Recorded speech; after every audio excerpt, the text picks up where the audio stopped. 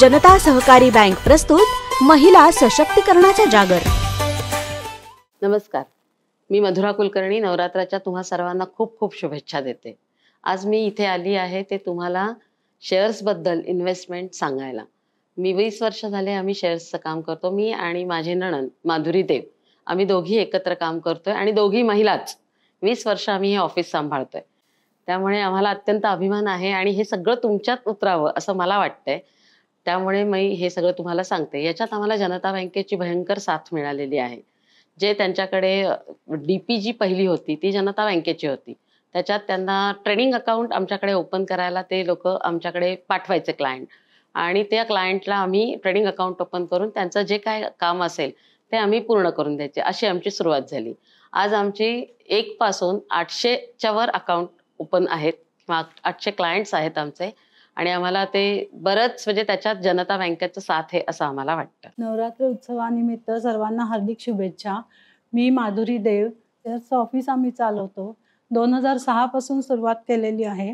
महिला इन्व्हेस्टमेंट या शब्दालाच खूप घाबरतात।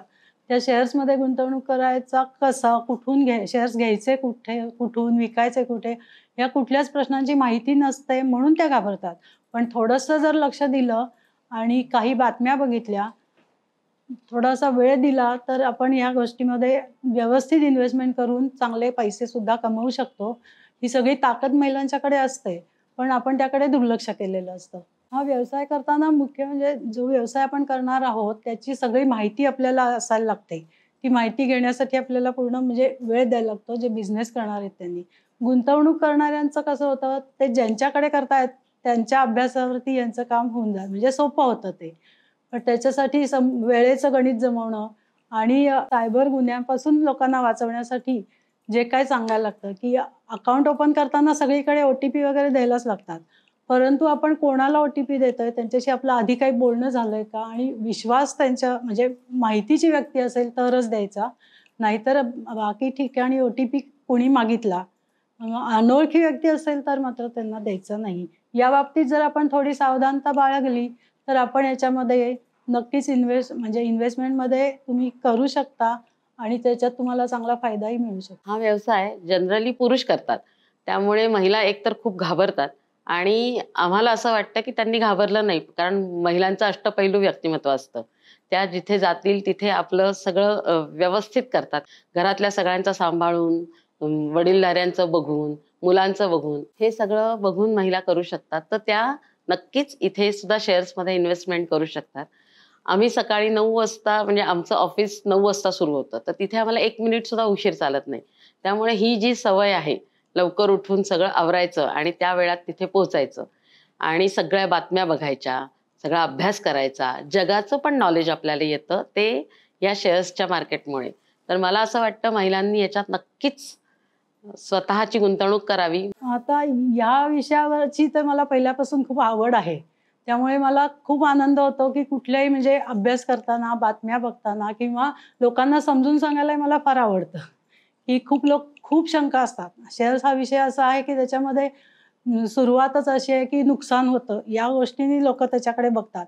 परंतु तसं नसताना इतका आनंदाचा विषय मला तर वाटतो की म्हणजे मी पहिल्यांदी तर मी सकाळी 7 वाजल्यापासून 9 वाजेपर्यंत बातम्या बघायची किंवा नवीन काय आपल्याला शिकायला मिळेल ह्याची जाणीव हे करून घ्यायची, म्हणजे माहिती करून घ्यायची।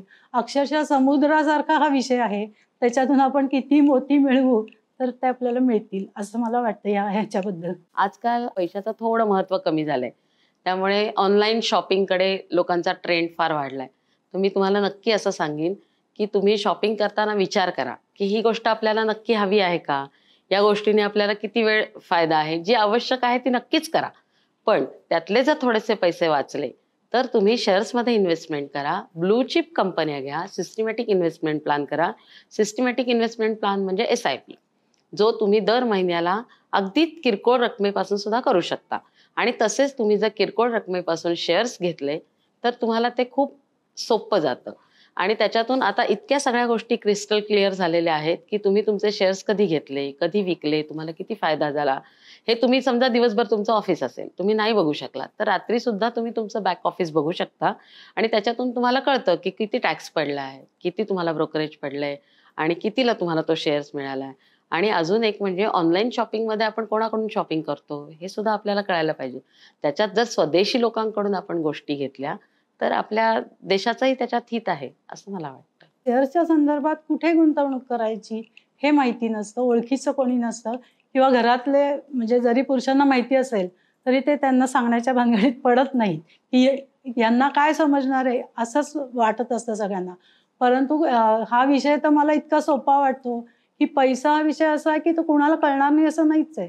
आपण जरी भाजी आणायला गेलो तर भाजीवाले किती पटापट हिशोब करून आपल्याला सांगतात किंवा आपल्यालाही घेताना कळतं की आपल्याला यांनी फसवलंय का किती फायदा झालाय.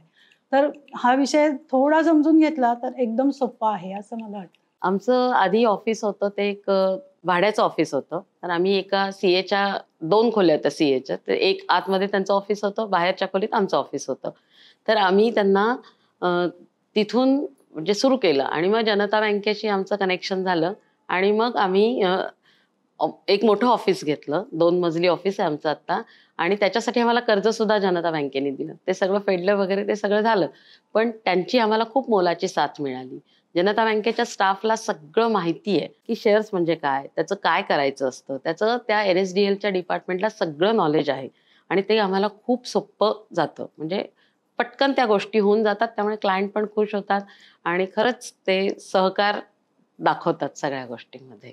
जनता सहकारी बँकेचं आणि आमचं पहिल्यापासूनच नातं आहे. म्हणजे ज्या दिवशी आम्ही ऑफिस सुरू केलं पहिले क्लायंट जनता सहकारी बँकेतले स्टाफ होते.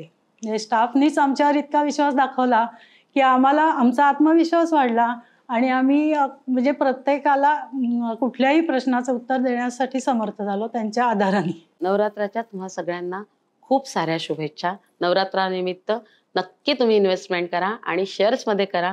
हे माझं तुम्हाला आव्हान आहे असं समजा. नवरात्र उत्सवानिमित्त महिलांना सांगू इच्छिते की त्यांनी आपल्या अंगात असलेले सुप्त गुण जागृत करावेत आणि गुंतवणुकीच्या कडे पर्याय म्हणून बघावा. फक्त पैसे साठवणं किंवा खर्च करणं हाच एक विषय नसून तो गुंतवणुकीच्या माध्यमातून आपण ते वाढवू शकतो या दृष्टिकोनातून त्यांनी बघायला. नवरात्र उत्सवाच्या सर्वांना हार्दिक शुभेच्छा.